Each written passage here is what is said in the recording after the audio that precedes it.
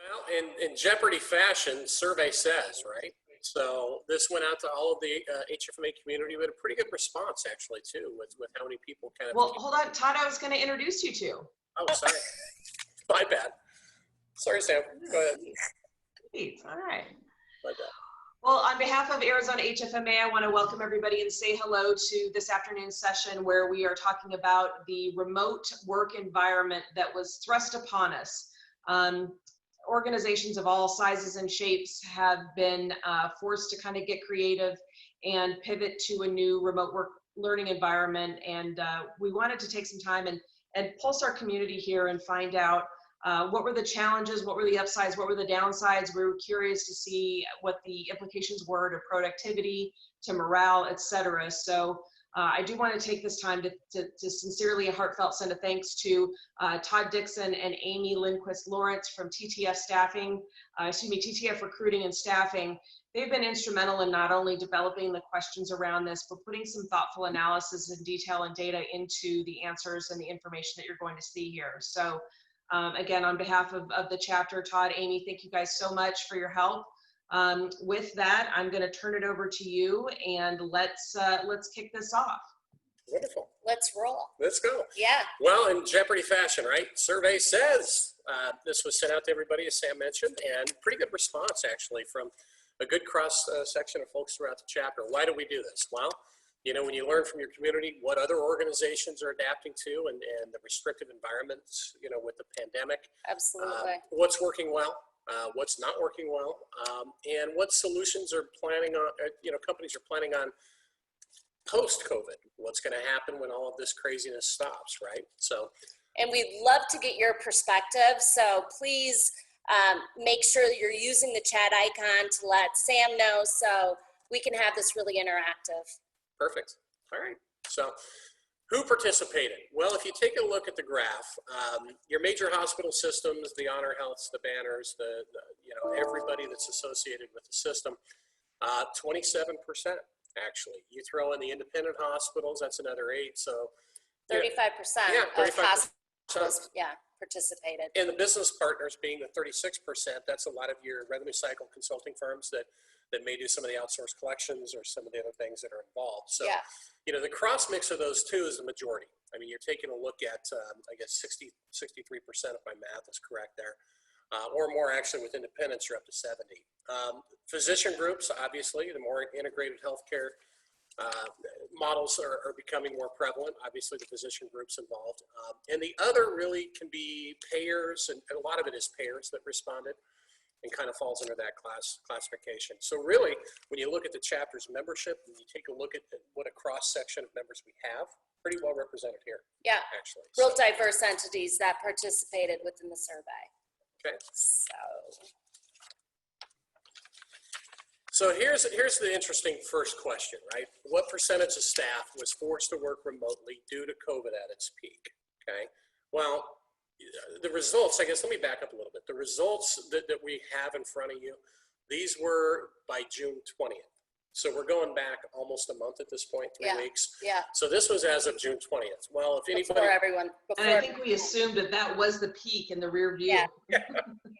Governor Ducey, it's the peak. No, sir, it's not. So 3 weeks later, you know, obviously what's interesting when you see some of these numbers, some of it could have changed and it could have changed even more, you know, but here's what's interesting. So 58% said, you know what, 75, 3/4 of our staff, if not all of our staff, need to be working remote right now, okay? And, you know, the 13% on the 50 to 75, it's really kind of interesting when you hone in on this, though. Only 13% of the people said, well, less than 25% of our staff are going to work from home. You know, so really, if you think about that, you're almost 9 out of 10. You know, every company was impacted going, all right, guys, you got to go home. You know, ladies and gentlemen, whether we wanted to or not, it's here. You need to start working at home. And I don't know if that 13% was clinical. Obviously, they were not in a position to go home. So that's still a little bit of a question mark as far as what did that 13% consist of? Correct. So on to the next slide. Okay, so what percentage are still working from home? A little bit different, right? I mean, when it started, it's like, okay, y'all need to go home.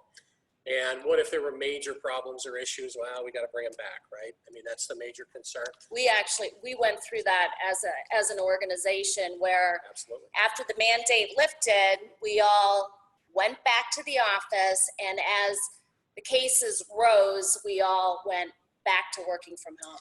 We pulled a Dick Vitale. T.O., baby! Back home. But so, as of June 20th, what percentage are still working from home? Well, here you go. Again, more than half. Yeah. More than half have. 53% of people responded saying, well, you know what, we're still at 3/4 of all of our staff being home right now. Yeah. So pretty similar in terms of the slides that are there. The overwhelming majority, though, if you combine the 50 all the way up to 100%, you're looking at 66%. Yeah. Which is actually quite a bit. Okay, next one. And we don't see a finish line in sight yet. So as we are watching the numbers go up, we don't know what this is going to look like. And I am quite sure that the percentages have actually risen based on what's happening right now currently with the COVID numbers. So now we get to have a little fun, right? You can hear the Jeopardy theme, right? It's survey time. Respond and grab your favorite beverage. You have 10 seconds to respond, after 30 seconds to grab a drink, I guess. So when you're done, please send your response to the chat feature in Zoom. So grab your cocktail if you need it. Cheers. The question is, what percentage of companies will plan on having at least the same, if not more, employees work from home after COVID is over? So when this craziness is done, what percentage of companies, right, are going to be like, this is pretty cool, keep doing it?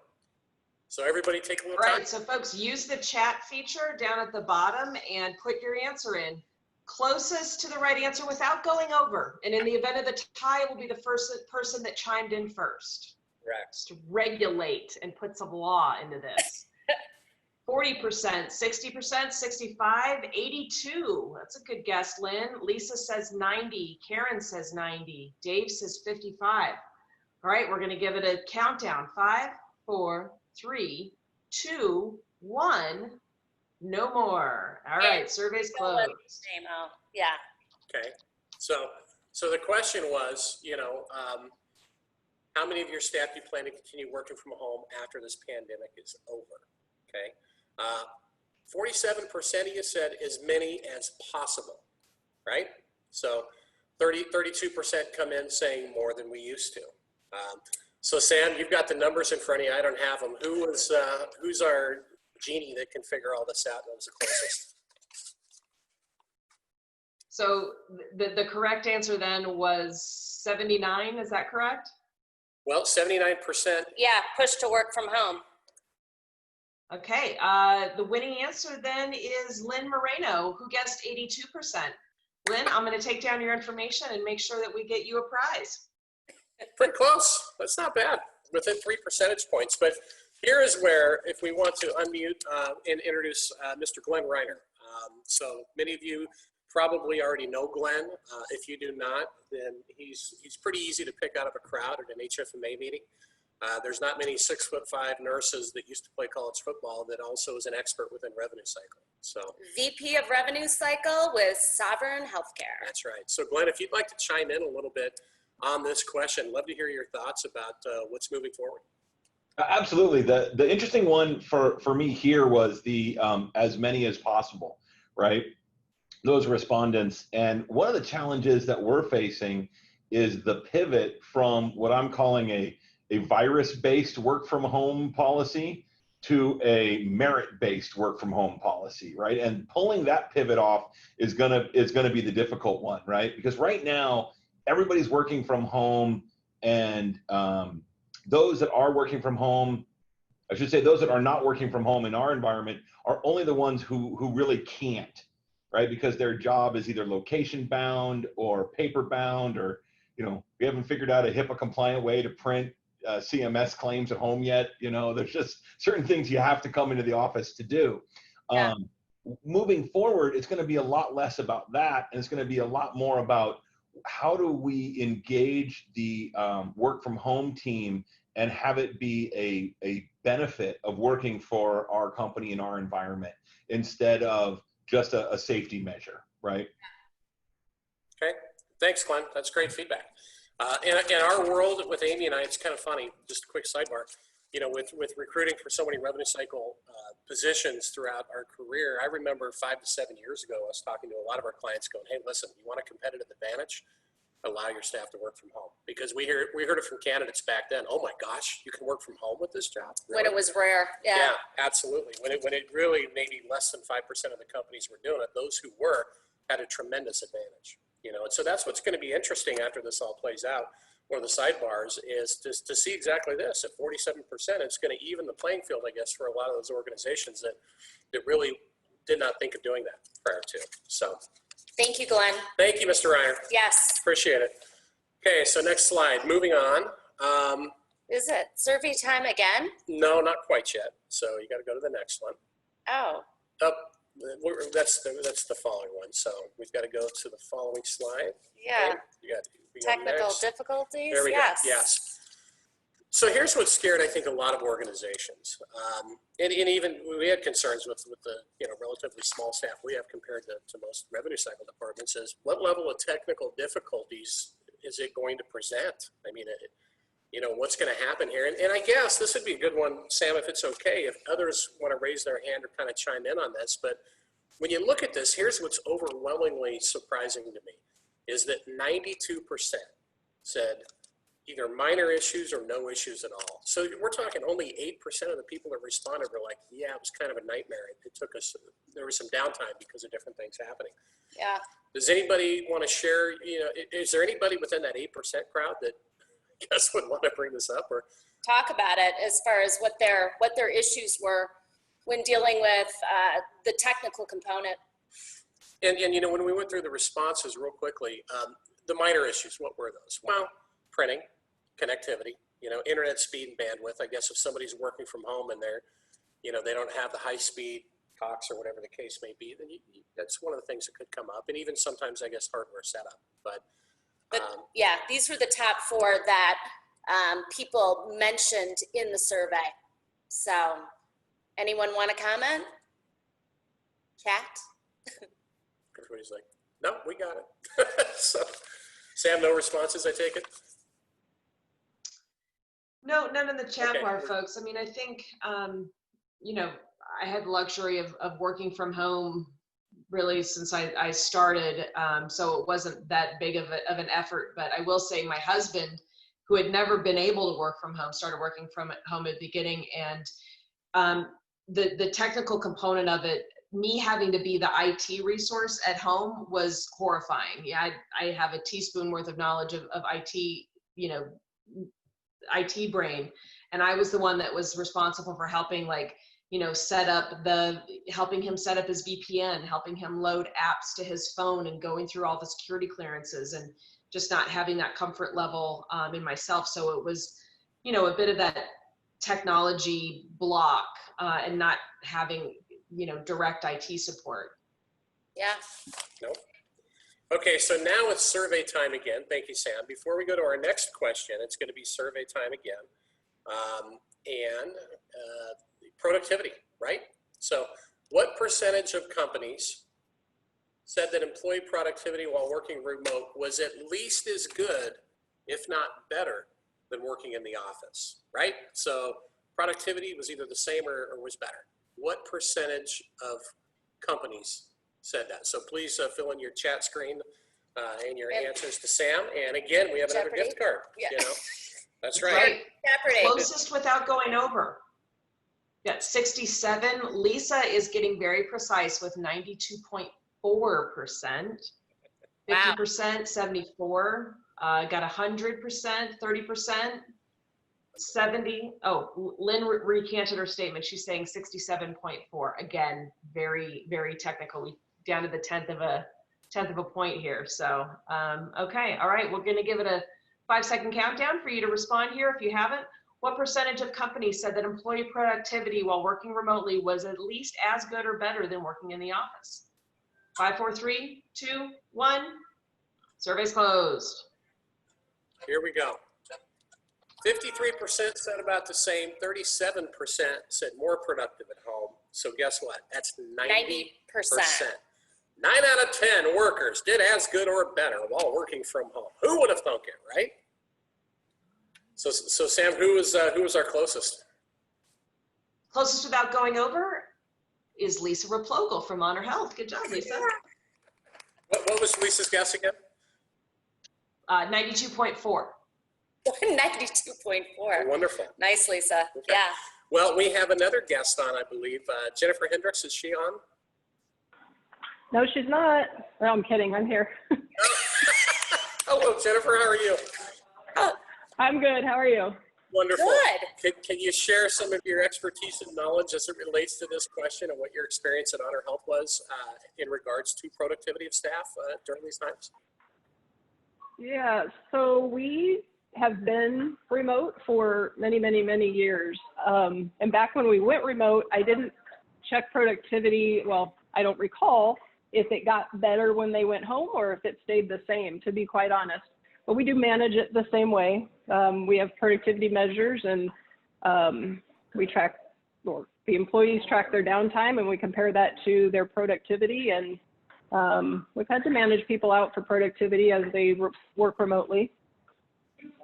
Okay. Okay. Wonderful. And what systems do you use in order to manage that? Epic reporting, and like I said, the downtime forms and project trackers. Okay. Okay. Fantastic. Glenn Reiner, do you have anything to add on this subject as well as you were running the numbers for your staff? We were in that 37% that was actually more productive at home. Okay. So yeah, I came away with that office leadership was the problem, and I just needed to get my workers away from them. They were distracted around you, correct? No, That's the quote of the day.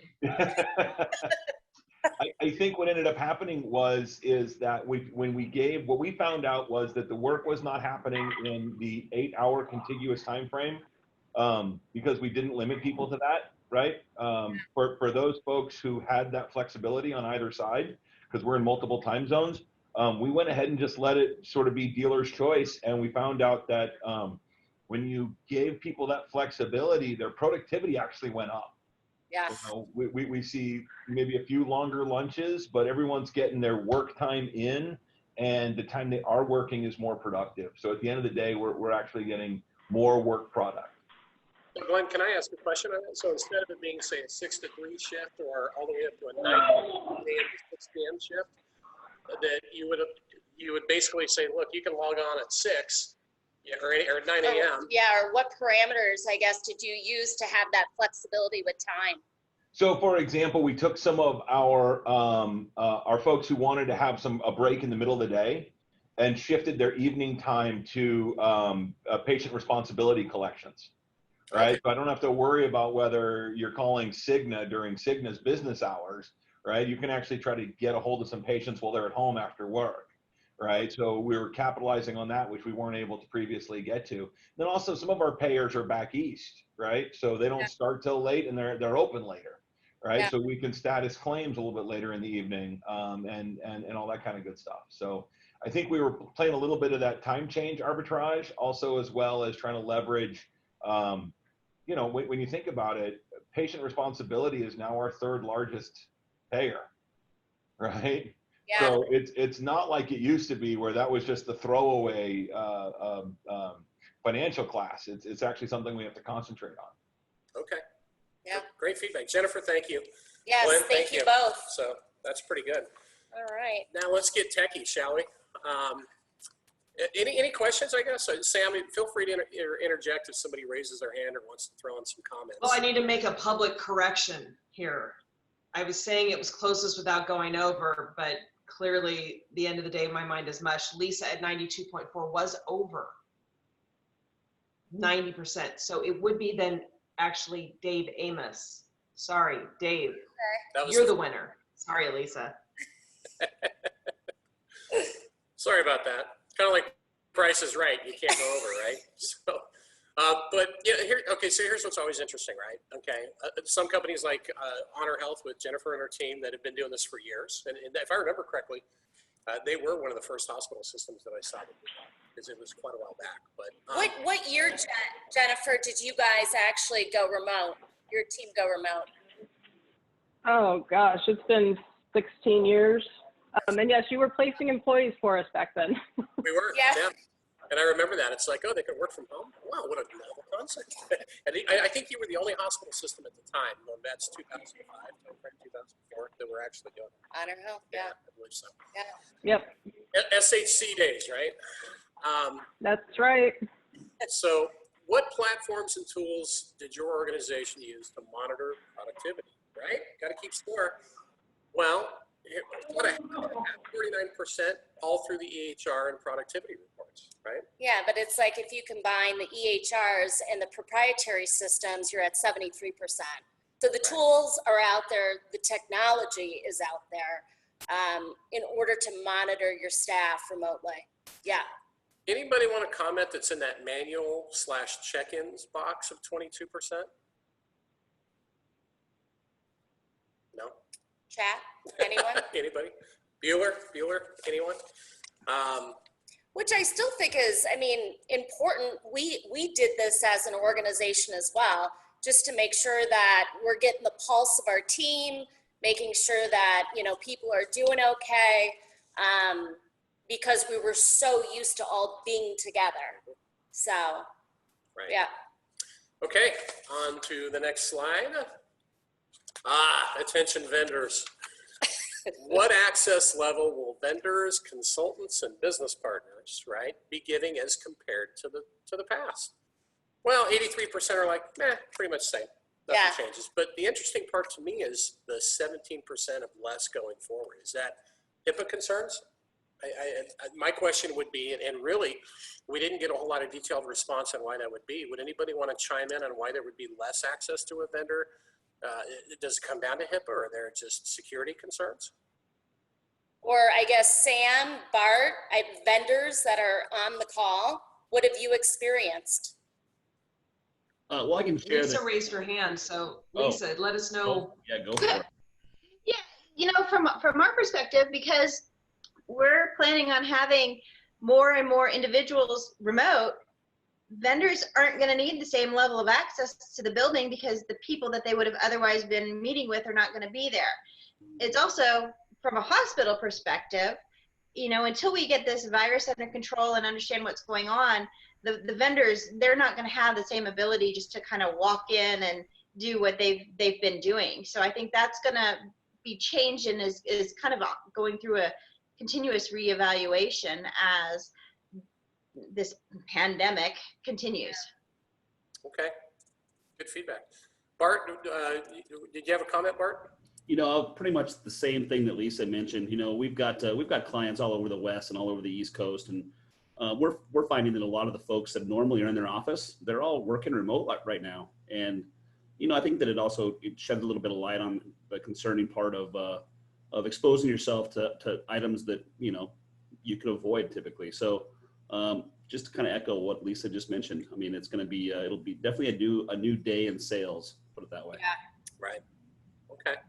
Sam, anything? And I'd say from a GE Healthcare perspective, you know, we've got our service people that have to be in there on site, you know, sort of fixing and preventative maintenance of actual patient care equipment. Myself, you know, I think that my team, my customers, we're all embracing these tools and utilizing Microsoft Teams and utilizing the video chats in ways that we never had before. I mean, I've got a customer who's in rural Wyoming that I talk to her all the time, and I've known her for, you know, 5 years.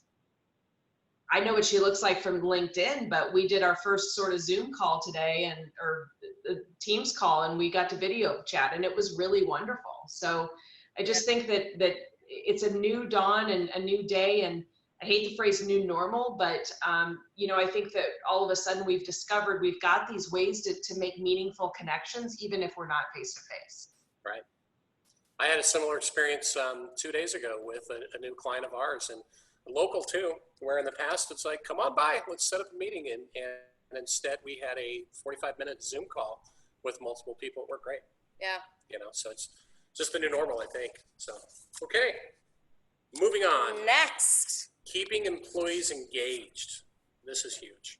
Yeah. In fact, I think a good person to talk to about this here in just a second would be, okay, the first question is huddle and Zoom, right? So 34, the big Yeah. winner there.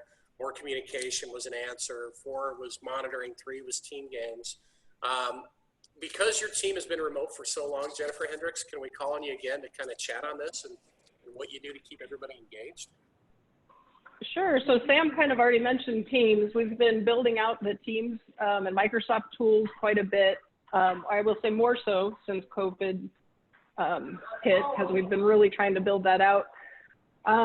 We do have weekly huddles. There's a heck of a lot more individual phone calls that are going on, which is good, because we've always been at home, but we have been having, individual phone calls a lot more.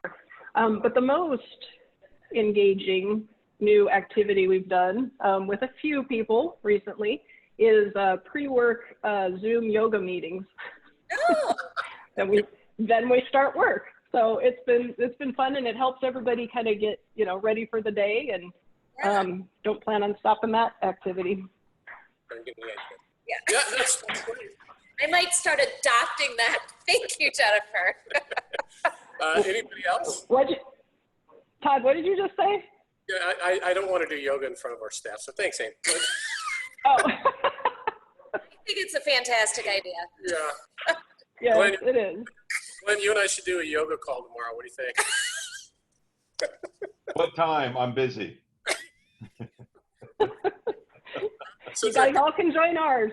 Yes. Thank you for the invite, Jennifer. That's fantastic. Yeah. Anybody You're else? welcome, Amy. So anybody else, what other, anything kind of interesting and intriguing other organizations have done to keep everybody engaged? We sort of did the opposite of the yoga, and we did a Zoom happy hour. Okay.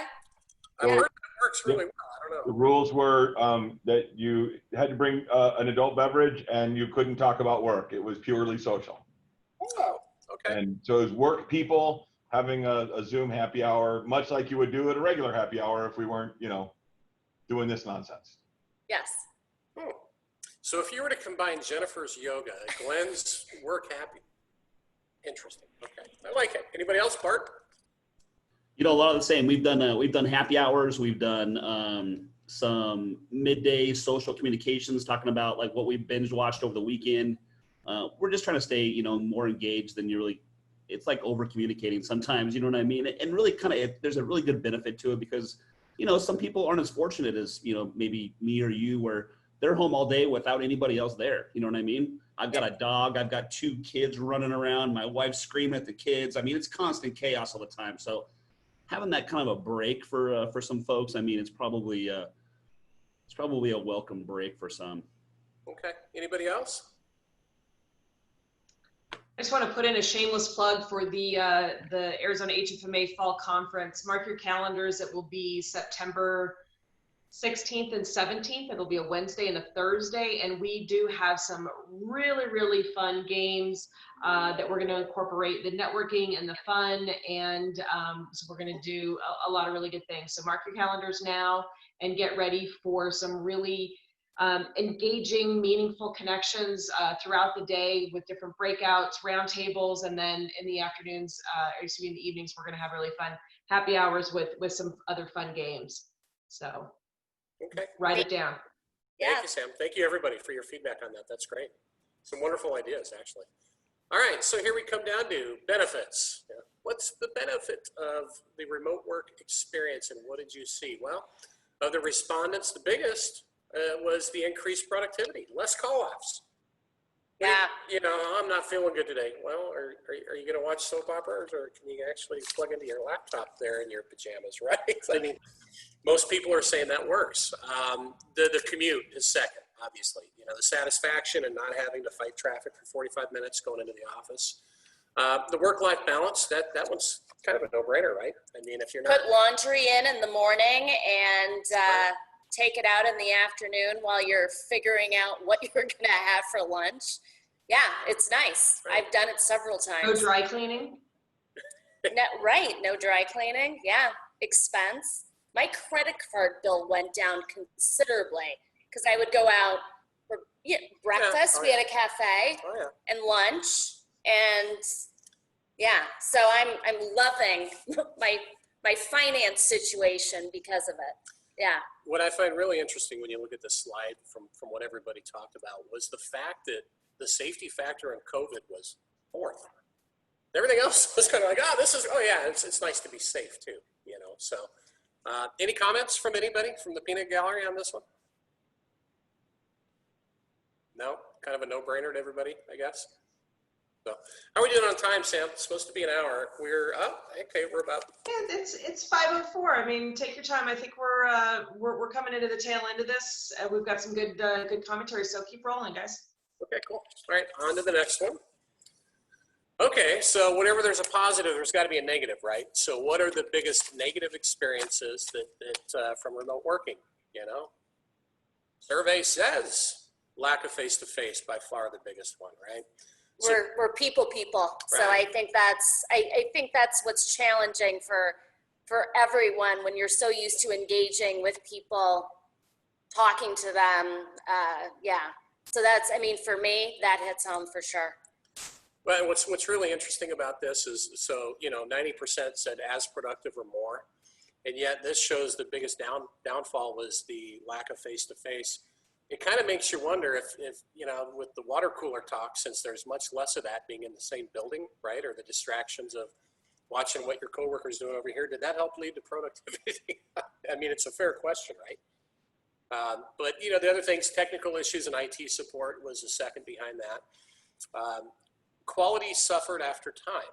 So that's kind of interesting, right? What is that? Does that just mean that you get in too much of a rut? That you just, for whatever reason, you can't keep the same focus and have the same productivity numbers?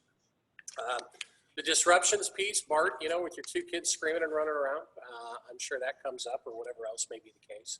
Yeah. You know, and then what's interesting here is the work-life balance wasn't as good sometimes. And I think what they're probably referring to that by that negative experience is the fact that maybe they're from a time and monopoly standpoint on your time. It's like, well, Yeah. okay, if I'm here, I really should be doing this because home is where I you know, do the laundry or clean up or do whatever, you know, as opposed to when you get to work, it's like, it's just straight work. Who's got some experiences with that? Anybody? I guess, Jennifer Hendricks, are you still on? Can I call on you one more time? Yeah. So my personal negative experience is not able to separate, home from work. And I didn't recognize or think that would be that as difficult as it is for myself. And the other difficulty when trying to work remote meetings is the delay in conversation. So people are always talking over each other. Yeah. Okay, anybody else? Well, I guess I'll just speak up on the piece that you had mentioned about the increased productivity. I think because people are being pulled into meetings, like Sam doesn't have 10 people from her team trying to pull her into meetings and asking her questions, stuff like that probably helps with productivity. Mm-hmm. That's true. You know, I can personally relate to that. When you're in the office and everybody else is there, it's like, okay. Versus if somebody has to take the time to write an email, they might figure out the answer before they just pop into your office, right? Yeah. So, great. Thank you, Kayla. But with all that being said, 90% were more productive or about the same. So that's the takeaway, which that was definitely a higher number than I thought. I didn't expect to see that much either. No. Anybody else on the negatives? My husband came to me about maybe a week after starting to work from home, and he's like, you know what I realized is that you work a lot harder than I do. When I go to the office, like I can leave here at 9, you know, I get to the office and stop for an iced tea and, you know, and you know, come home at 5:30. He goes, you are working from the time you get up until I force you to log off. And I think that, you know, once he got into that, that's the same thing too, is that you find yourself like, well, I'm awake and it's too hot to go outside. I might as well just log in. So he went from never, you know, like when he was off, you know, never really had the ability to log in remotely, but now like he's logging in the mornings, he's logging in before he goes into the branch and doing a lot more sort of like screen time, client time than he ever would. So I think he would say that his productivity went up, but I don't know that he necessarily likes it. Yeah. That makes me think of, remember the movie Office Space when Peter had the interview with the two Bobs? Yeah. On a good day, I think I get about 15 minutes work done around here. Yeah. Okay, anything else on negatives? All right. Well, we're towards the end here, guys. How about, and ladies, the summary and the takeaway? I mean, the biggest things that we looked at, was, okay, 53% still had over 75% of their employees working from home. I guess simple survey. And this is as of June June 20th when they closed the survey. So I'm sure those numbers have increased. At the same or more, I would. Anybody that's had a different experience, you have more people in the office now? The silence would say no, I'm sure. So Bueller. 79% plan to have more employees work from home after the pandemic, at least the same, if not more. Okay. 92% listed minor to no issues with IT and technical difficulties. I think that's huge. Yeah. And the biggest one, to Amy's point, I guess it might be the biggest wow. Yeah. Because it comes down to productivity, right? That's what the C-suite wants to see, the business owners and managers, everybody, they want to see productivity. 9 out of 10, said that their employees were at least as productive or more working from home. So pretty amazing. I mean, and we had a pretty good response to this and a pretty good cross section. So it's not just this industry or that industry. It's all around the healthcare community. Yeah, absolutely. So yeah. Feedback, comments, things that we haven't hit. Anybody want to chime in? I guess I'll chime in again. So one thing that I think, like, I work in sales, and I think my boss was very, very worried about if as a salesperson you're going to be able to be just as productive at home. And they found that some of us are not just as productive, but more productive. And I've actually landed even some of like our biggest opportunities and stuff like that through all of this, because of the factor that some of us don't know how to pull away from this room, like Sam was saying. I know for me personally, like I see that it's like 6, 7 o'clock at night, and I'm like, okay, I need to leave this room. Or it's 3 o'clock and I haven't had lunch because I didn't realize what time it is. Yeah. Okay. Yeah, I can relate, Kayla. Anybody else? Okay. Well, thank you to everybody who responded in, and Glenn and Jennifer for being kind and gracious enough to share your experiences. Absolutely. Thank you. And it is happy hour, so Yeah. cheers, right? Cheers Bottoms to everybody. up. Bottoms up. And with that, I guess, if there's no other questions, then Sam, do you have anything else that you would like to add? No, I don't. Again, just on behalf of the chapter, I want to thank Todd, Amy, TTF for compiling and analyzing and reviewing the data with everybody. We will post this. We'll post a link from our LinkedIn homepage. If you're not following us on our LinkedIn, go to LinkedIn, Arizona HFMA, click follow, keep you up to date on all of the comings and goings and everything that's happening. We will host the information. We've got now a YouTube channel where we're developing more great content like this. So watch for the links there in the LinkedIn to be coming forward. Mark your calendar for the fall conference, September 16th and 17th. Mark your calendar for the Women Lead Here conference, November 13th. Both of those we're calling live events that will be delivered digitally. We've got incredible speakers, we've got raffle prizes, we've got fun, we've got games, we've got technical breakouts to get your CEUs. You'll get to see Bart and Kayla and Lisa and all of your friends and Todd and Amy there. So again, we love our Arizona community. We thank you to our sponsors, TTF, Amy, Todd, thanks so much. Cheers, everybody, and we'll see you again soon. Bye-bye. Thank you so much, you guys. see you soon. Yes. Bye-bye. Catch up with some of you. Bye-bye. Thanks, Jen. See you later. Yep. Yeah. Bye-bye. Bye-bye.